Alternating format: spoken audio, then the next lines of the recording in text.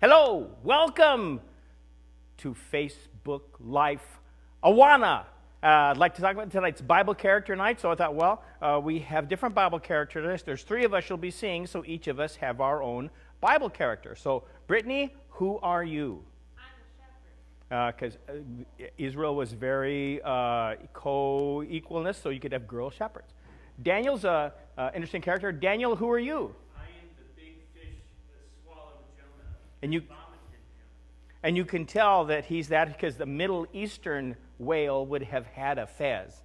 So we're accurate. And then me, I'm Elisha. How can you tell that I'm Elisha? Well, people would tease Elisha in the Bible about not having any hair. And, of course, his bear friend came and took care of that for him, okay? Anyway, so tonight let's go ahead and start off like we normally would with our pledges. So, Master Whale, would you lead us off with our pledge to the American flag?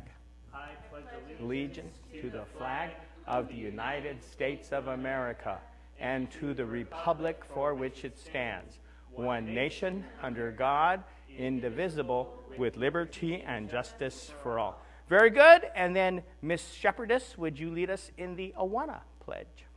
I pledge allegiance to the AWANA flag, which stands for the AWANA clubs, whose goal is to reach boys and girls with the gospel of Christ and train them to serve Him. And then there's our song.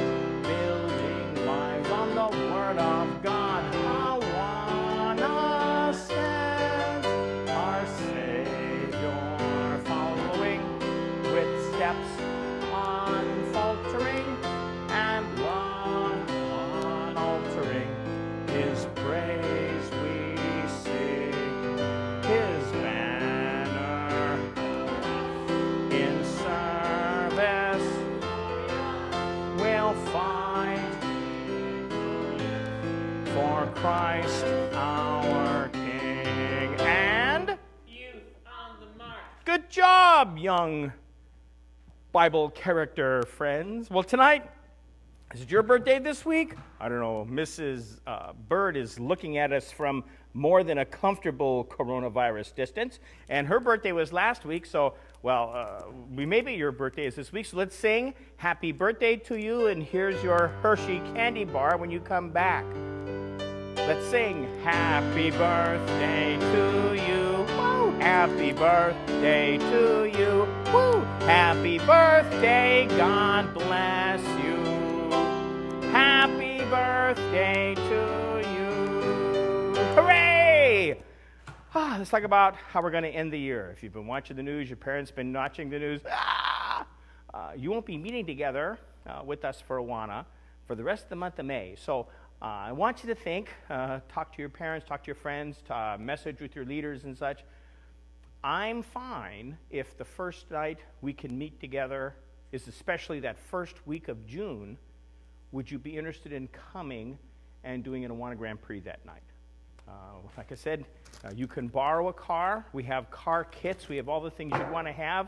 But be thinking about that and tell me what your pleasure is. Otherwise, our regular theme nights, tonight is Biblical Hero Night. Next week is Bacon Night. So if you can have your family cook up some bacon, we can have bacon together. We'll talk about that. I have some bacon stuff that we'll be doing next week. But yeah, I have some pictures of you with bacon. The next week is At-Home Night. What are things you would be doing at home? We'll be talking about that. And the last week, we're still going to have closing night. So get your sections done. Some of you are communicating with leaders. Let's talk about picks, because I pulled this off from about 2015. And this is a section, I think that's Blake Norman there, kind of on the flag. There's me. And remarkably similar. I still found it, the same outfit that I wore that night for Bible character night. You can see different people with things on their heads. Hey, but guess what? We got some Bible character pictures from you tonight. Look, there's Promise as Elizabeth, and you know that everybody was kind of a relative, so when you look at the baby, you know, if this is Mary, I remember Jesus and John the Baptizer were cousins, so if the babies look similar, they're relatives, that's okay. And then look, you've got Moses right there, Moshe, ready to go. So we've got that. Oh, guess what? We have, go ahead. King David, apparently. I got amendment on that. This is, we can do King David. Hair could look the same, but it's okay. Hair, all that kind of stuff could look okay. Let's do our AWANA verse. So as we said, what's our AWANA reference? 2 Timothy 2:15. And let's say our verse there is just printed on the screen.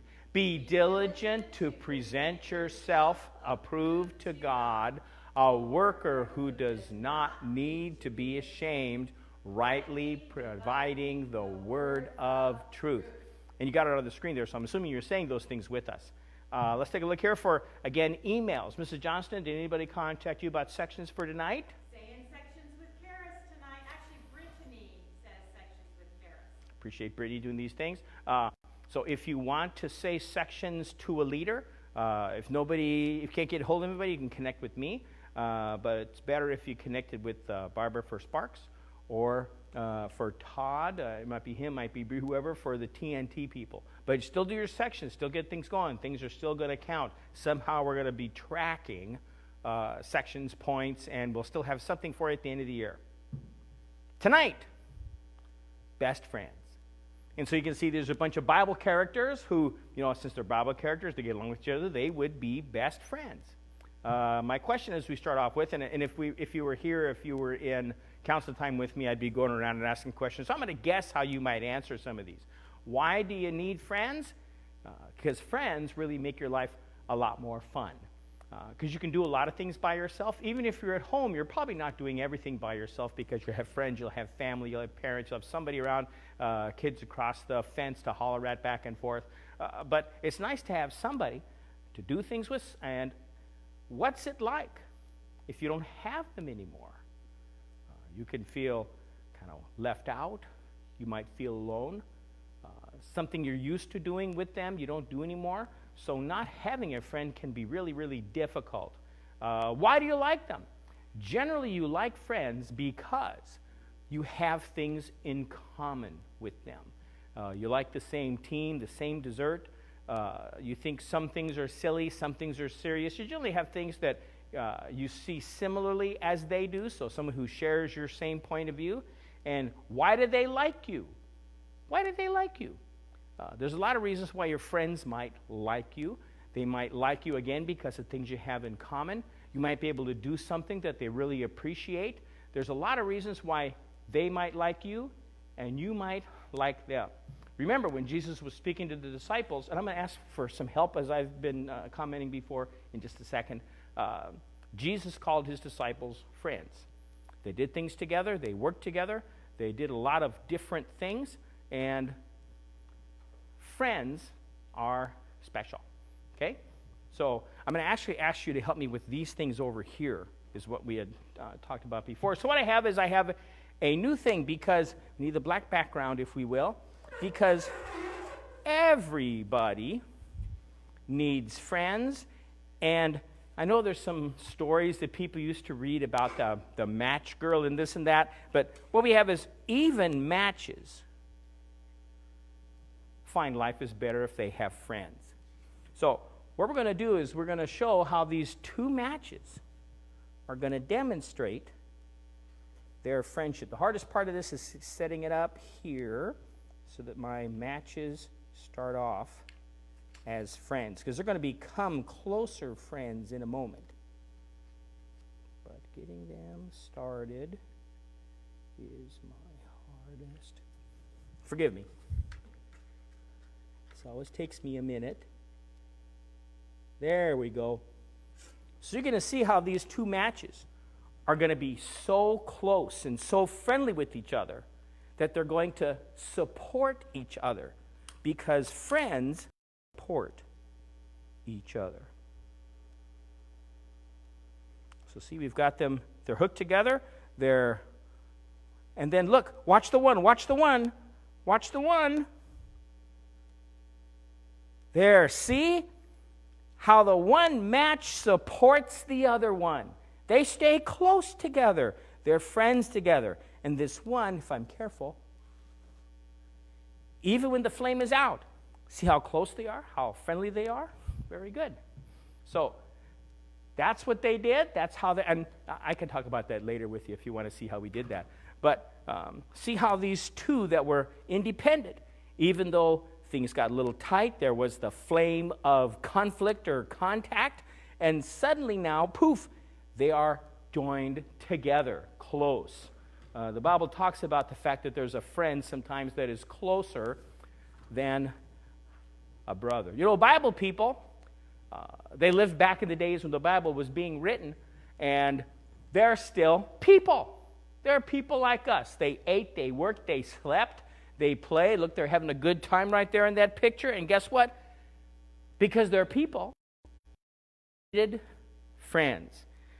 Maybe a hard thing for us recently is, as we've mentioned, being kind of separated from people we see all the time. Maybe you had friends you used to wrestle with, used to play ball with, play some kind of game with, table games or an outside game. Sports leagues are trying to decide, what am I going to do now? Because we can't do some of those kinds of things anymore. So spending time with your friends is important, and if you're not, it might be difficult. Now, you can still see them on the internet, but it's not quite the same, is it? At least you get to see them a little bit, you chat with them a little bit, but it's not the same as if you spend time with them. I'm going to take a couple minutes and look at our Old Testament, 1 Samuel 18, some other Bible passages near there about David and Jonathan. And this is an unexpected friendship because, as is so often the truth in countries around the world today, where you have a king and then one of his children will be the next king or queen also. One of these people, Jonathan, his dad was Israel's first king. So he was primed to be the next king. But David, his friend, who is his dad? His dad was an average guy, taking care of animals. They were shepherds. They were people who took care of beasts. And God wanted David to be the next king. So one was primed to be the future king. The other one ended up becoming the future king. They did a lot of fun things together, these two, David and Jonathan. Bible pictures them shooting arrows together. They were fighting together on the same side in the army for a while. They were pals. They had things in common. They both shared similar perspectives. They were young guys about the same age, just different status in life. So the Bible will tell us that they were knit together. They were close as friends. Like our matches are knit together, they were knit together. Let's look at Jonathan, because Jonathan was the one, because his dad was king. Jonathan could have exerted a lot of control on David, could have taken advantage of David. It's not good when you have some friends that you know that when they're with you, they're just there because they're going to tell you what to do, they're going to be controlling, they're not going to really be a friend and share things with you. It's good to have a friend that is with you and shares, does things with you, lets you go first sometimes, that you guys share with. Jonathan gave things to David that he needed to help him stay safe. When we see David coming on the scene in the Bible, we have David and Goliath, we have David playing music. He was a talented musician, and he could calm King Saul, who was, agitated by a lot of things. You know, if you're king, if you're in charge of anything, it's a hard job. And being king over a country where you have to go to battle, have to control a lot of stuff, it can be a stressful job. So David would play music. David also sometimes, however, would be the focus of King Saul's wrath. And Jonathan sometimes would help bail him out. He gave him the things he needed to stay safe. We also see Jonathan, and this is a big thing to me, Jonathan was very loyal to David because King Saul, Jonathan's dad, was so often upset. And then later when he began to find out that perhaps the people preferred David, that maybe God was going to use David as king and not him. And if David became king, that means who? Jonathan would not become king. So even though things between the two of them were going to change, Jonathan still stayed a loyal friend to him, even though that loyalty would cause some conflict, even with his dad, the king. And then the last thing is the two of them were emotionally connected. They didn't just do things together and grunt at each other and go home. They were friends. They were pals. They might hug each other. When they had to separate for a long time because Saul was going to try to kill David and David had to really leave to save his life, the two of them cried together because they missed each other. And, no telephone, no television, no internet, no texting. There's no way they talked to each other at all unless they saw each other secretly or on the field of battle. They were connected together. So their friendship's 3 traits, these are things we should be looking to do for the people who we say are our friends. And it's nice to notice if those things are true on their side. The two of us should be doing these things together. Notice that there was a willingness to give to each other. Be careful with the things that were given. There was a loyalty. I care for you. I appreciate you. You're my friend. We'll help each other out. And then they were emotionally connected. They were friends. They would laugh. If something sad happened, they would share that with each other. They might encourage each other. Those are things that are really important in a friendship. The Bible uses these two people so often as an illustration of things that are close. The Bible says a sweet friendship refreshes the soul. Book of Proverbs, chapter 27, 9. Okay? So, how do you show your kindness, your love, the fact that you're willing to share some things with your friends? And hopefully your friends respect you enough to do those same kinds of things back. I've heard sometimes friends will buy things for each other. Sometimes friends will play the other person's game that they like the most. Sometimes friends will share a snack. Next week, we'll have to share here. It'd be hard for me to shove it through the computer for you or through the screen, but grab some bacon if you can. There's some bacon flavored thing. I don't know, but we'll do some bacon things. I might have a special guest again next week. We'll see what happens to help out with some of our bacon things. So what can you do for bacon night? Where you communicated us, so we had some pictures tonight. What could you do? Could you dress up using bacon? I'll show you a picture of that in a minute. Second, you could have pictures eating bacon. That should be easy. Lots of different ways to eat bacon. The other night, matter of fact, at our house, we had pancakes, eggs, and bacon. How can you beat that? We like breakfast so much, we have breakfast for dinner. So that's what we did the other night. But also, bacon art. By the way, when we talk about, could you dress up as bacon? Could bacon be art? There's a lot of things you could do. But I hope you have a good time. Hope you get ready for bacon night. I said we'll have a few more weeks of this. After bacon night is going to be, bacon night is next week. After bacon night is what? It's at home night.